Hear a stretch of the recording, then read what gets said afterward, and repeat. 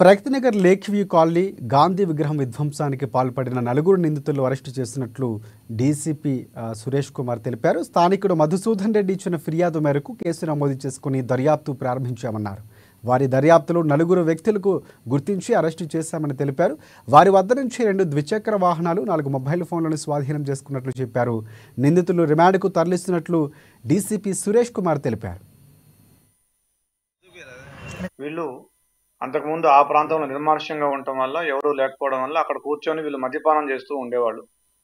అయితే ఈ విగ్రహం పెట్టిన తర్వాత అక్కడ వీళ్ళ మద్యపానానికి అంతరాయం కలుగుతుందని, ఇబ్బంది కలుగుతుందనే ఉద్దేశంతో కావాలని ఆ విగ్రహాన్ని ధ్వంసం చేయడం జరిగింది.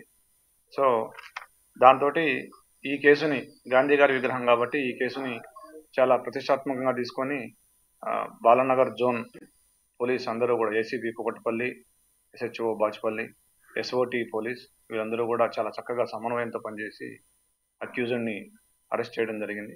సో వారిని అభినందిస్తూ ఉన్నాను. థ్యాంక్ యూ అన్న. వీళ్ళు అంతకుముందు ఆ ప్రాంతంలో నిర్మానుష్యంగా ఉండటం వల్ల ఎవరూ లేకపోవడం వల్ల అక్కడ కూర్చొని వీళ్ళు మద్యపానం చేస్తూ